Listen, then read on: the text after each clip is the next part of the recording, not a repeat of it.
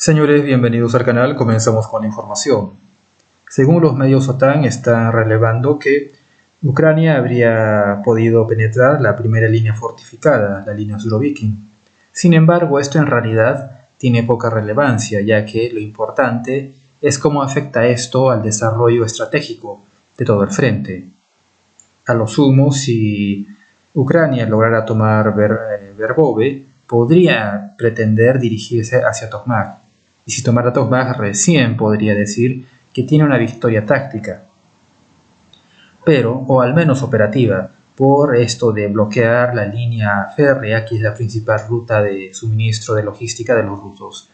Sin embargo, otra vez debemos recordar que Tokmak es una ciudad fortaleza rodeada por defensas en 360 grados que actualmente está siendo más fortificada. Pero más allá de eso, la toma de la misma Verbove, que tomaría aún más recursos de Ucrania, los dejaría prácticamente en una posición de desventaja clara, ya que es obvio el embudo o el pasillo que se está formando. Muchas veces no se entiende por qué Ucrania no insiste en expandir los flancos y tomar esas zonas altas en donde están los rusos en este momento, para así evitar que la artillería los siga golpeando y desgastando. Sin embargo, hacia el sector noroeste y hacia el sector sureste, hacia el sector noroeste de Verbove y el sector sureste de Robotine, pues es donde se concentra la mayor parte de las fuerzas blindadas e infantería ucraniana. Debemos recordar que Ucrania está lanzando lo mejor que tiene con el objetivo de penetrar las defensas rusas. Sin embargo, esta penetración simplemente es una penetración, una suerte de pasillo. No están desbaratando todo el sistema defensivo. Para desbaratar todo el sistema defensivo ruso tendrían que ampliar. Es decir, que no sea un pasillo, sino que tendrían que ampliar y desbaratar, desmontar a lo largo, en sentido horizontal, todo el sistema de trincheras. De esta manera, sí realmente se habría destruido las líneas fortificadas. Sin embargo, esta penetración hace recordar bastante a cómo los alemanes penetraron las defensas en Kursk. Sin embargo, esta penetración también a los alemanes les costó muchísimos efectivos y muchísimas fuerzas blindadas. ¿Y qué pasó? Al no desbaratar todo el sistema defensivo en Kursk y solo penetrar, cuando los alemanes se encontraban ya bastante desgastados por la penetración, vinieron las reservas mecanizadas soviéticas y los expulsaron.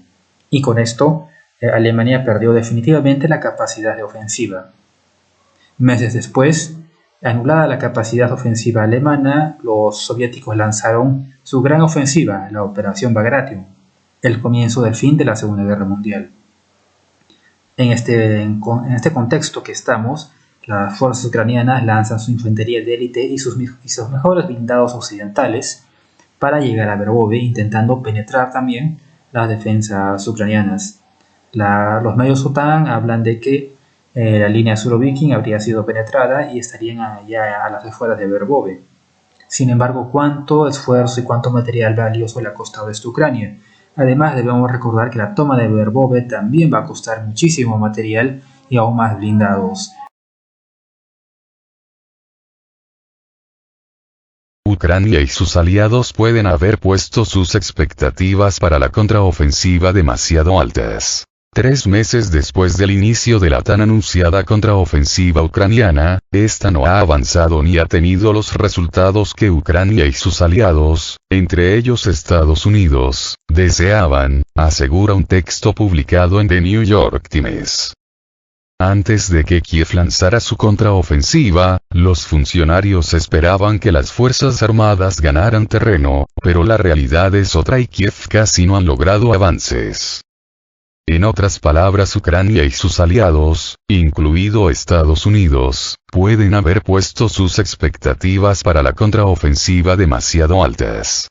Ucrania está luchando contra uno de los ejércitos más fuertes del mundo. Sentencia el periodista Germán López. De acuerdo con el artículo, el plan inicial de la contraofensiva de Ucrania tuvo dificultades para avanzar, pues el ejército buscaba utilizar infantería, tanques y otros vehículos blindados suministrados por Occidente para atravesar a las fuerzas rusas en el sureste. Sin embargo, los ucranianos se toparon con defensas rusas más extensas de lo que esperaban, sobre todo grandes campos minados. De esa manera, detalla el texto, los esfuerzos iniciales de la contraofensiva para abrirse paso resultaron costosos, tanto en vidas como en equipo. Entonces el ejército de Ucrania cambió su enfoque. Retiró vehículos e intentó reducir a las defensas rusas con artillería, desactivar las minas y avanzar lentamente con la infantería. Ahora, Kiev pretende ampliar las escasas vías que ha abierto en el área de las primeras líneas de defensa rusas. Esto con el propósito de llevar a cabo su plan original: desplegar tropas terrestres y vehículos blindados en una rápida contraofensiva.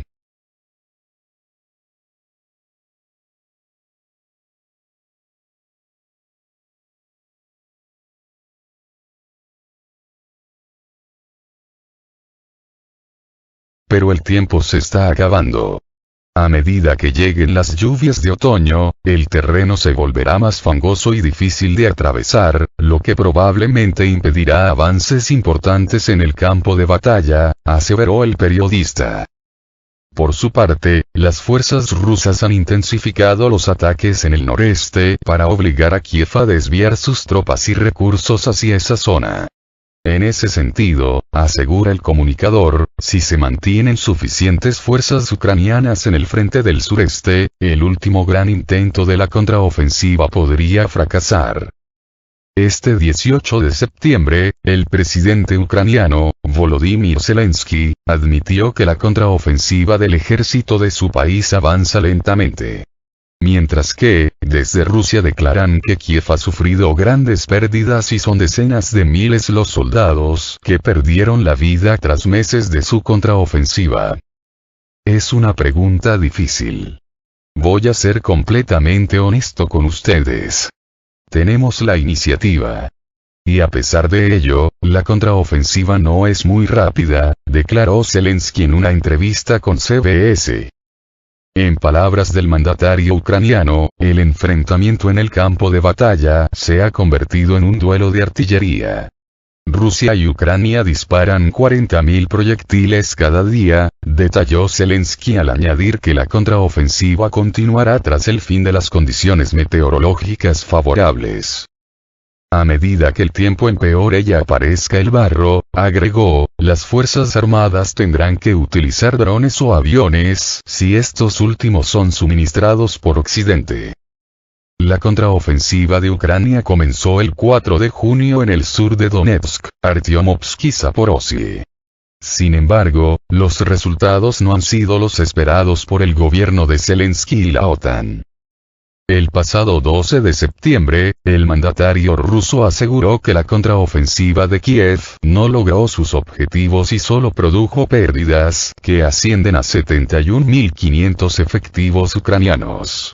En sus palabras, un total de 543 tanques y 18.000 vehículos blindados de distintas clases de las Fuerzas Armadas de Ucrania fueron destruidos durante la operación militar especial rusa.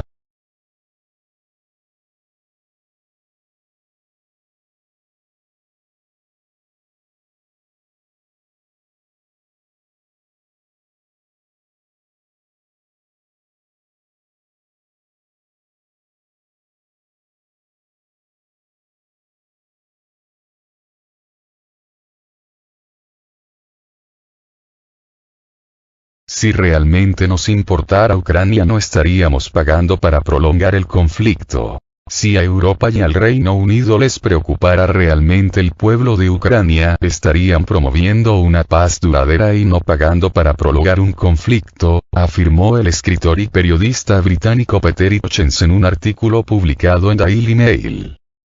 De acuerdo con Hitchens, hay muchos indicios de que Kiev se ha metido en problemas políticos y militares y cada vez parece menos probable que sus fuerzas armadas vayan a poder avanzar en el conflicto. Además, el autor señala que hay informes recientes de crecientes fricciones entre Ucrania y el gobierno de Polonia, aunado al escándalo de la presunta corrupción en las oficinas de reclutamiento militar ucranianas. Esto no sorprende a nadie, ya que apenas se puede respirar en Ucrania sin toparse con la corrupción. Pero la cuestión es que sugiere que un gran número de personas están pagando para evitar luchar, afirma. Según el escritor, muchos hombres en edad militar, a los que la ley prohíbe salir de Ucrania por el momento, están siendo sorprendidos intentando cruzar la frontera con Rumanía, lo que sugiere que son bastantes los que consiguen pasar. Asimismo, el periodista cuestiona el interés británico en mantener un conflicto costoso y arriesgado en el sudeste de Europa y agrega que muchos republicanos estadounidenses también dudan de su sentido. Si nuestra preocupación es verdaderamente por el pueblo de Ucrania, entonces estaríamos mucho mejor ocupados promoviendo una paz duradera que alimentando y pagando para prolongar un conflicto en que los verdaderos ucranianos mueren y sufren, sin ganar mucho a cambio, concluye. El pasado 12 de septiembre, el presidente ruso, Vladimir Putin, aseguró que la contraofensiva de Kiev no logró sus objetivos y solo produjeron pérdidas que ascienden a 71.500 efectivos ucranianos. En sus palabras, un total de 543 tanques y 18.000 vehículos blindados de distintas clases de las Fuerzas Armadas de Ucrania fueron destruidos durante la operación militar especial rusa.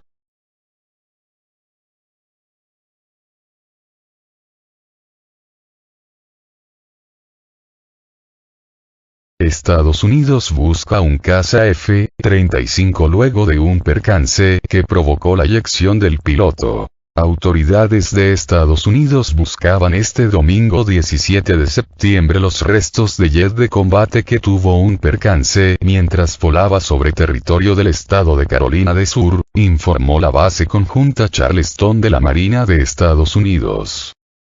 Se trata de avión F-35 B Lightning II, cuyo piloto se eyectó de la aeronave y fue hallado con vida y trasladado a un hospital local en condición estable, informó la prensa local. El avión inició su vuelo desde la estación aérea del Cuerpo de Marines de Beaufort. La aeronave formaba parte de un escuadrón de entrenamiento de cazas de combate de la segunda ala aérea de los Marines, reportó el diario USA Today. Funcionarios de la base conjunta Charleston dijeron que los equipos de respuesta de emergencia están trabajando para localizar el avión después de un percance cerca de la base. La búsqueda se concentra en una zona al norte de la base conjunta Charleston, cerca del lago Moultrie y el lago Marion, basándose en la última ubicación conocida de la aeronave, informaron las autoridades en la red social X. Antes del percance, el jet volaba junto a otro avión, pero que no hay pruebas de que uno interfiriera con el otro, señaló el diario estadounidense. El segundo avión aterrizó en la base conjunta Charleston, reportó el diario, citando un reporte de las autoridades. De acuerdo con datos recopilados por Business Insider, el programa F-35 Lightning es el programa de sistema de armas más caro del Departamento de Defensa de Estados Unidos, y se estima que cuesta alrededor de $1,7 billones comprar, operar y mantener la aeronave y los sistemas durante su vida útil.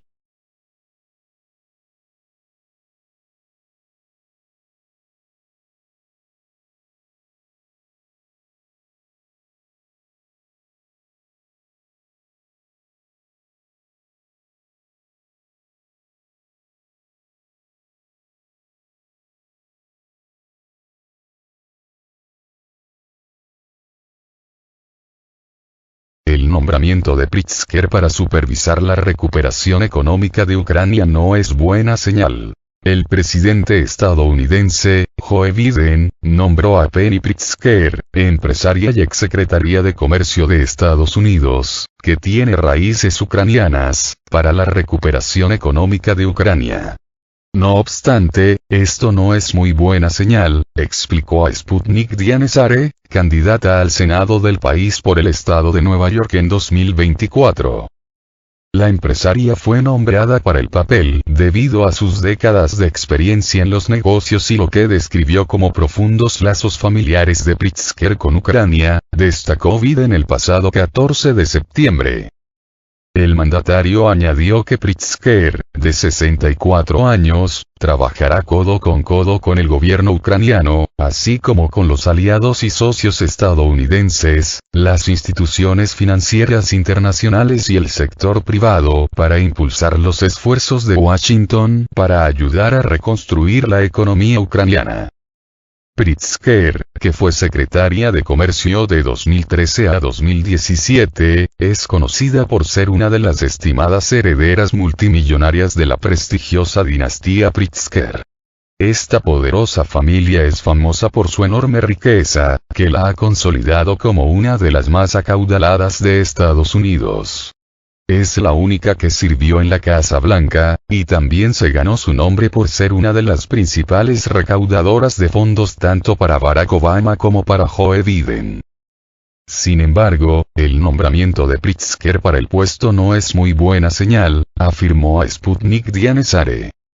Es una persona nombrada en la era Obama, y aparentemente fue una gran partidaria de su campaña.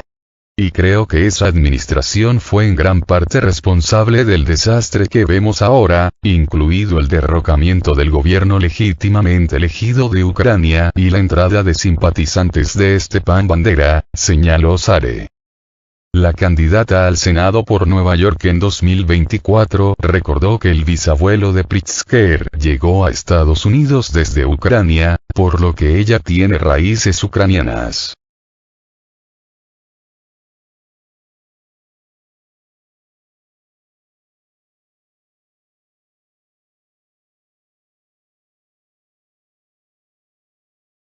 No sé lo que eso significa, si es bueno o malo.